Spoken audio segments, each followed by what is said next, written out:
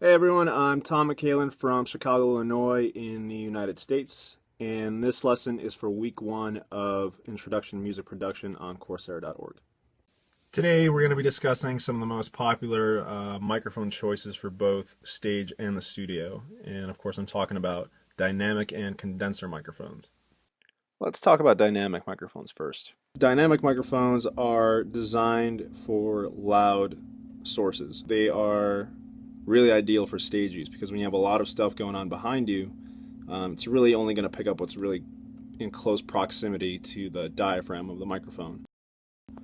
The dynamic microphones that I'm going to be showing you today all have what's called a cardioid polar pattern.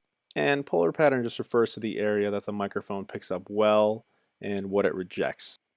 And in this case, we have a cardioid or heart-shaped pattern. And this is just showing us that it picks up the front well and rejects the sides and the rear.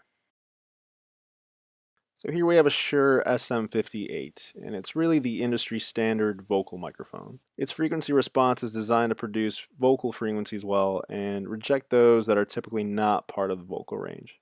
A similar microphone is the SM57, which is known for its great frequency response for guitar amplifiers, snare drums, even rack toms. Now, if you're worried about your drummer hitting your precious microphone, the great thing about most dynamic microphones is their durability and that they're relatively cheap. And then we have the D112 by AKG, which is good for kick drums, bass amplifiers, anything that will benefit from that low-end frequency response.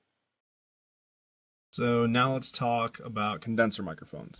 Condenser microphones are a great all-around choice because they're meant to pick up everything as accurately as possible. So they have a flat frequency curve. Now, these are also much more sensitive than a dynamic microphone, so they're going to pick up a lot more of what's going on in the room.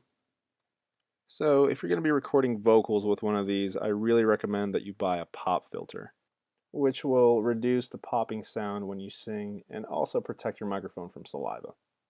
Now this specific microphone has three different polar patterns. The first one on the left is Omni, which picks up everything around the microphone. The middle is Cardioid, which we already talked about, and on the far right is a figure 8, which is going to pick up what's in front and what's behind the microphone. It's also important to know that whenever you switch a polar pattern on one of these microphones, it's going to change the frequency response curve a little bit.